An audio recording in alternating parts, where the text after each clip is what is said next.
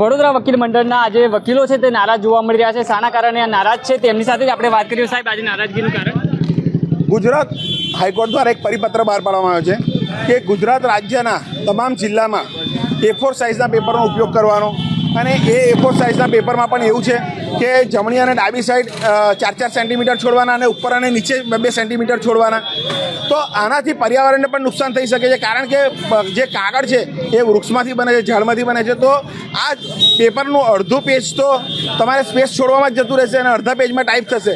એનાથી જે પર્યાવરણને નુકસાન થઈ શકે છે। સાથે સાથે છેલ્લા ઘણા વર્ષોથી 25-30 વર્ષથી જે વકીલો કોમ્પ્યુટરમાં, લેપટોપમાં જે સોફ્ટવેર યુઝ કરી રહ્યા છે, અને આ નવા ફોન્ટ્સનો ઉપયોગ કરવાથી એ સોફ્ટવેરનો ખર્ચો એમને માથે પડે છે। સાથે સાથે જે વર્ષોથી જે ફાઇલો એમને સેવ કરી રાખી છે, જે કેસો છે, એ કેસોમાં ધારો કે કોઈ દાવામાં સુધારેલી દાવો દાખલ કર્યો, એમાં વાદી કે પ્રતિવાદી મરી જાય, મરણ પામે, ત્યારે એમને સુધારેલી દાવા અરજી રજૂ કરવાની હોય તો એ દાવા અરજી ફરી વખત ટાઈપ કરાવવી પડે। જ્યારે જે જૂની ફાઇલ હોય તો એમાં એ રેડી હોય, એમાં નામ સુધારો કરી તરત એ આપી દે। આનાથી કોર્ટ ઉપર પણ અસર પડી શકે છે, કોર્ટમાં જે કાર્યવાહી છે એની ઉપર પણ અસર પડી શકે છે। જેથી અમે આજ રોજ જ્યાં સુધી નામદાર ગુજરાત હાઈકોર્ટ આ પરિપત્ર પરત નહીં ખેંચે ત્યાં સુધી અમે ચોક્કસ મુદતની હડતાલ જાહેર કરી છે। શું સંદેશ આપવા માંગશો, કેમ કે આજે કોર્ટના કામે આવતા હોય?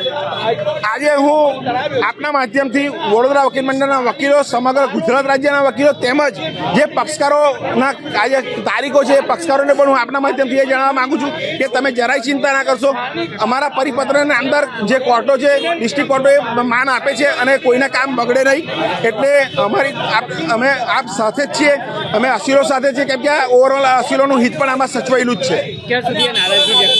જ્યાં સુધી નામદાર ગુજરાત હાઈકોર્ટે જે આ પરિપત્ર બહાર પાડ્યો છે એ પરિપત્ર પરત નહીં ખેંચે ત્યાં સુધી આ ચોક્કસ મુદતની હડતાલ છે। બિલકુલ નામદાર હાઈકોર્ટ દ્વારા એક નોટિફિકેશન આપ્યું છે કે લોહિત નોટો સન્સ અને નોટો સિરીઝ આ 3 સિવાય બીજા કોઈ પણ ફોન્ટ ચાલે નહીં। આના માટે એક અલગ સોફ્ટવેર લેવાની જરૂર પડે, ઘણો સમય આપવો પડે, અને વડોદરા વકીલ મંડળના ખાલી ફક્ત વડોદરા વકીલ મંડળે આખા રાજ્યના વકીલોને એનાથી એડજસ્ટ થવું પડે, એનાથી પ્રેક્ટિસ કરવી પડે, જે ઘણું જ અઘરી વસ્તુ છે, ઘણી તકલીફદાયક વકીલો માટે ઘણી જ તકલીફદાયક વસ્તુ છે। એટલે ગુજરાત રાજ્ય આ કોઈ બીજા રાજ્યમાં નથી, ફક્ત અને ફક્ત ગુજરાત રાજ્યમાં છે।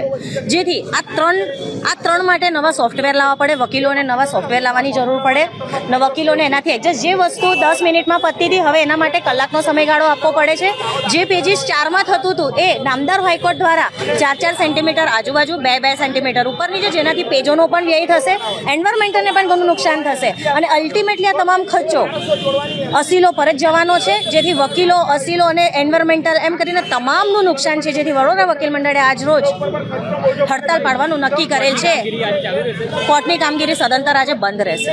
એડવોકેટ મંથન Pandya, committee member, Baroda bar association. નવા ફોન્ડને લઈને જે નામદાર હાઈકોર્ટે જે પરિપત્ર બહાર પાડ્યો છે એના લીધે થઈને અત્યારે વકીલોની અંદર ખૂબ જ નારાજગી છે, કારણ કે રોજે રોજ મુદત રિપોર્ટ હાથથી લખીને આપીએ છીએ, અને નામદાર કોર્ટનું કહેવું એવું છે કે બધું જ હવે ટાઈપિંગ કરીને આપો। A4 સાઇઝના પેપરને નવા સોફ્ટવેર લાવવા ક્યાંથી, નવી ડિટેલ એકદમ ઊભી કરવી ક્યાંથી, કારણ કે રોજિંદા જીવનની અંદર અમે લોકો વકીલપત્ર, મુદત રિપોર્ટ, સિગ્નોટ રિપોર્ટ કે અમારે કોઈ પણ કાગળો અમે લખીને આપીએ છીએ। નવા ફોન્ડની અંદર એટલી બધી માથામારી છે કે ખબર નથી પડી રહી કે કામ કેવી રીતે લેવું, અને અત્યારે બધા શીખી રહ્યા છે। નામદાર કોર્ટના સ્ટાફને પણ પોતાને ખબર નથી કે કેવી રીતે કામ લેવું। એના લીધે થઈને આજે અમે લોકોએ અચોક્કસ મુદતની હડતાલ